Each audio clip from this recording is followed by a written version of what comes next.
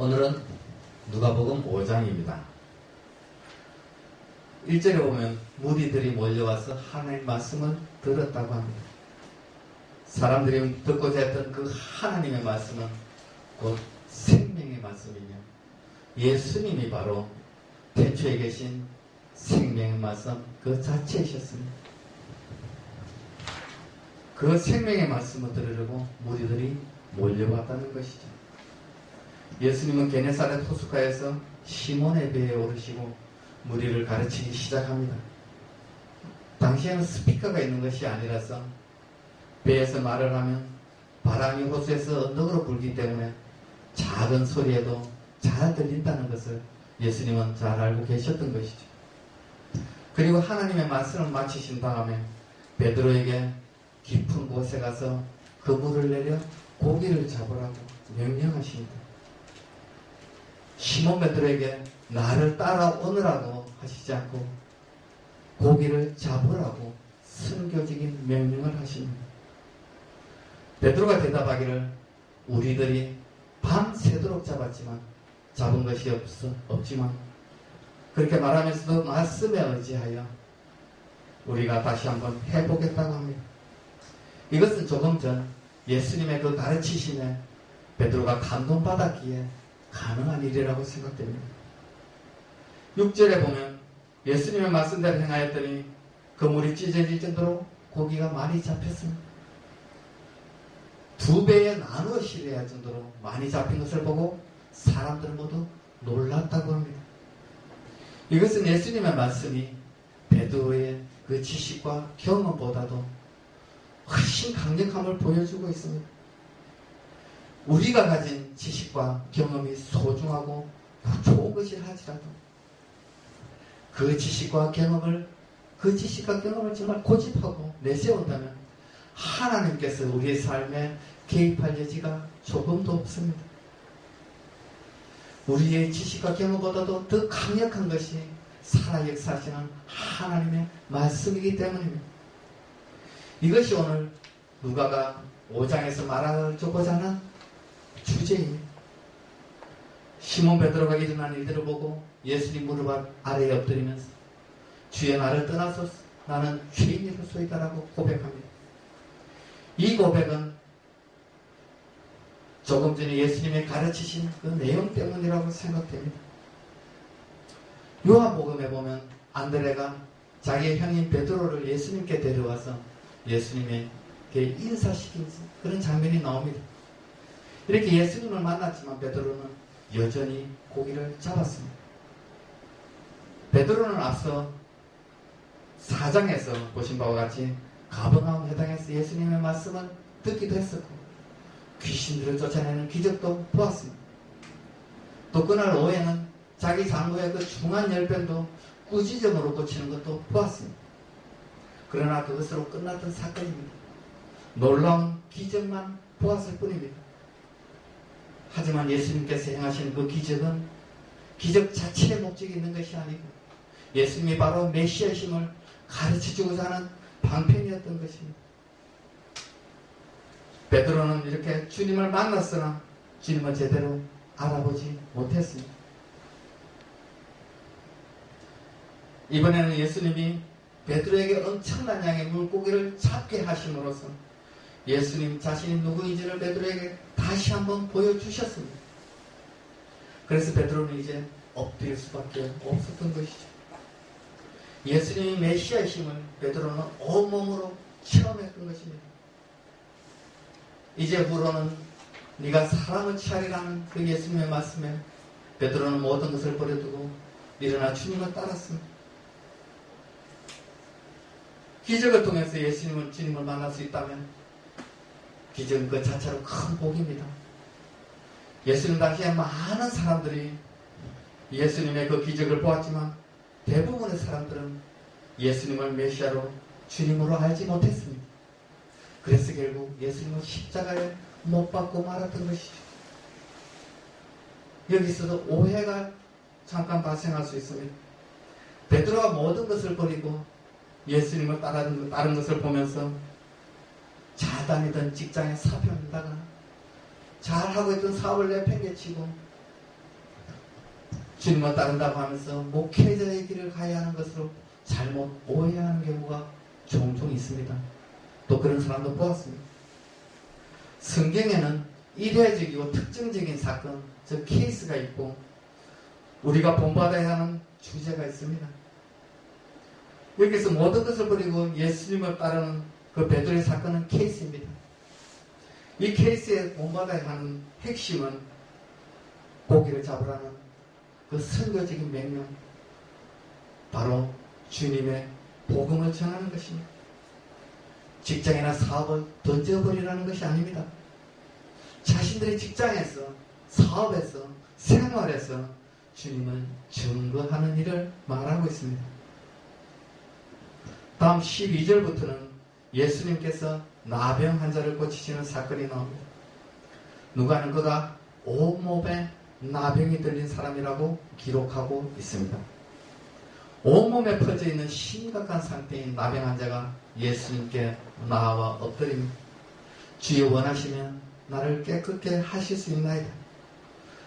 아시다시피 나병은 감염되기가 쉬운 병입니다.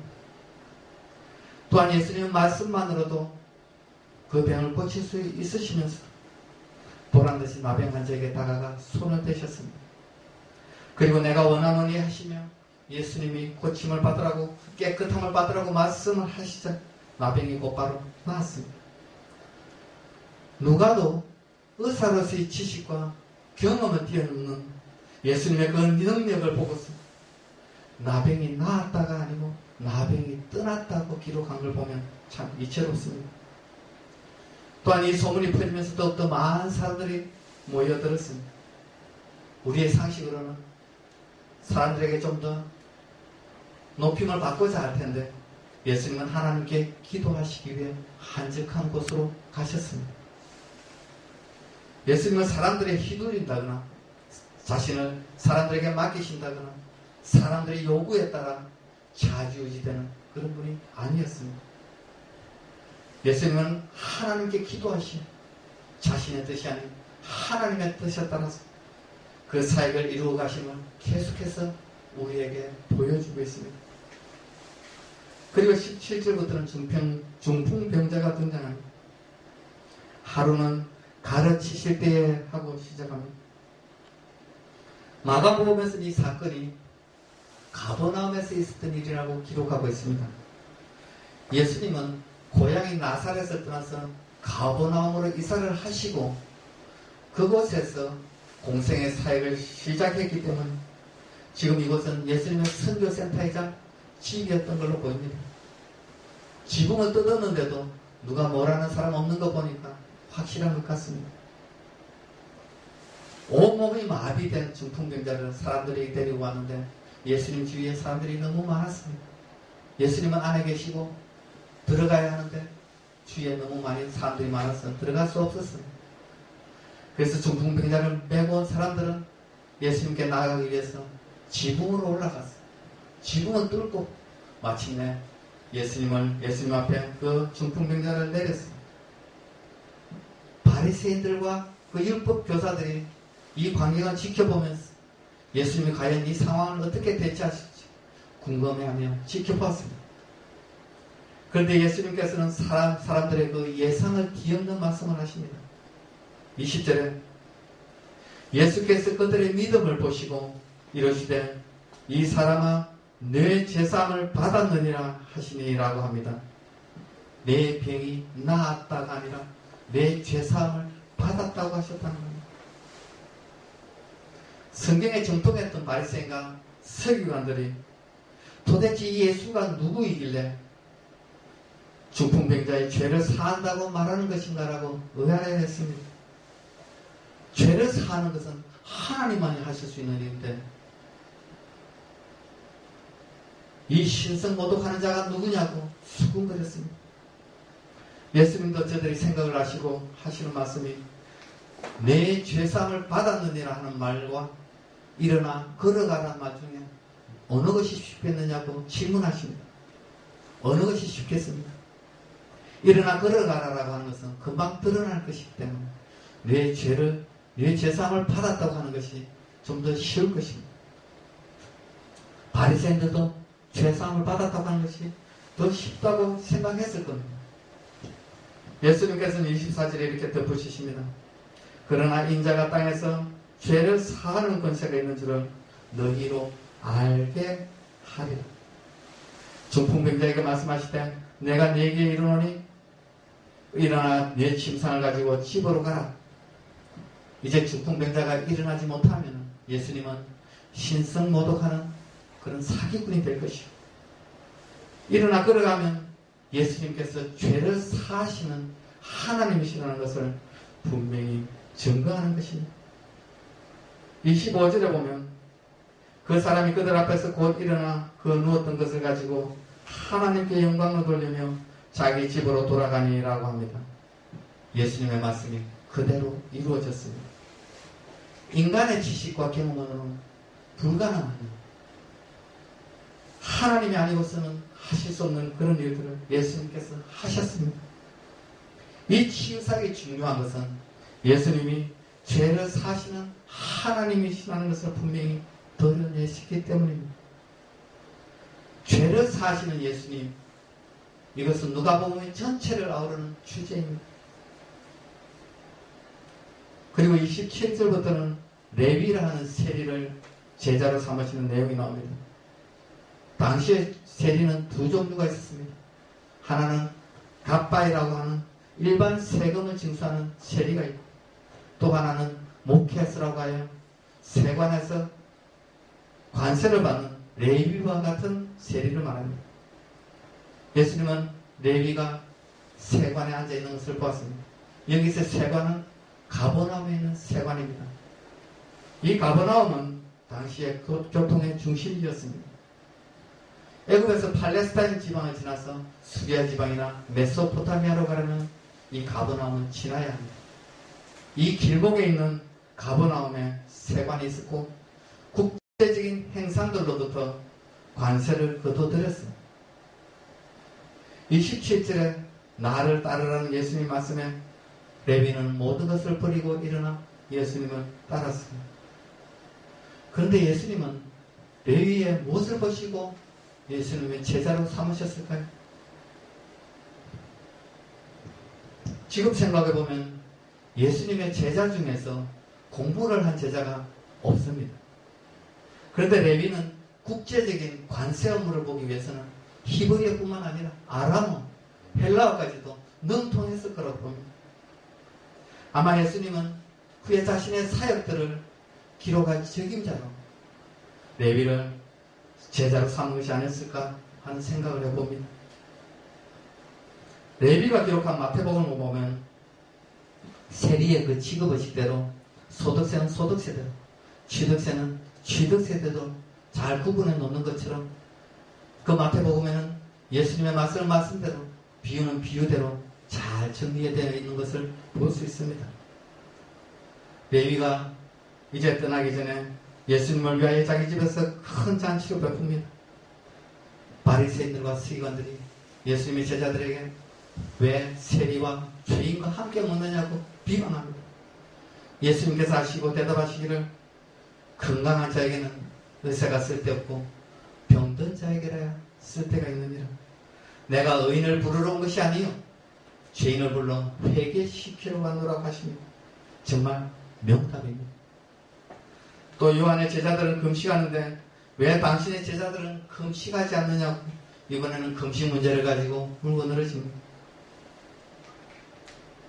예수님 당시의 금식은 하나님을 믿는 경건한 자들이 행해야 하는 의식과도 같았습니다. 바리새인이나 요한의 제자들은 금식하였습니다.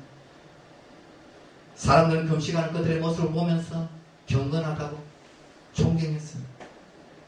이러한 금식에 관한 질문에 예수님은 34절에서 혼인집 손님들이 신랑과 함께 있을 때에 너희가 그 손님으로 금식하게 할 수 있느냐고 하십니다. 지금 이때는 신랑되는 예수님과 함께 혼인집에서 기쁨을 누려야 하는 때는 시간이지 슬퍼하며 금식을 할 때가 아니라는 것이죠. 사람들을 구원하신 메시아가 지금 이 땅에 와서 새 시대를 열고 있는데 자신들이 가지고 있는 지식과 경험의 틀 안에서 왜 갇혀 있느냐는 겁니다. 그러면서 오늘 본문 5장의 결론을 두 가지 비유로 덧붙여 주십니다. 새 옷에서 한 조각을 찢어 낡은 옷에 붙이는 자가 없다. 또한 새 포도주를 낡은 가죽 부대에 넣는 자도 없다고 하십니다.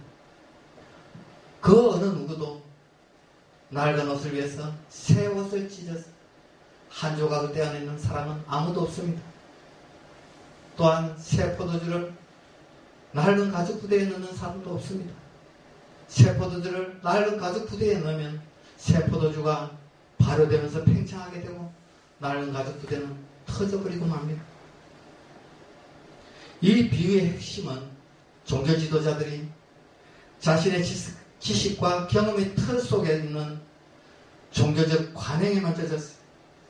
그 관행과 전통에 예수님의 말씀을 꽤 맞추려 하고 있다는 겁니다. 이것은 바로 주님 주시는 진정한 새 시대의 삶을 살지 못하는 잘못을 지적해 주고 있습니다. 그리고 예수님이 아무리 말씀하셔도 마지막 절에서와 같이 그래도 묵은 것이 좋다고 낡은 전통만을 고집하고 있습니다. 사실은 오늘날에도 예수님을 영접하고 구원받은 우리도 하나님의 말씀을 내 지식과 내 경험의 틀에 맞추며 신앙생활을 하려 하고 있습니다. 하지만 하나님의 말씀을 통해서 주님 주시는 생각과 가치관으로 과감히 그리고 완전히 바꾸려고 노력을 해야 합니다. 이런 노력의 과정에서 주님께서 주시는 진정한 기쁨과 행복을 맛보는 저와 여러분이 되시기를 주님의 이름으로 축원합니다. 아멘. 기도하겠습니다.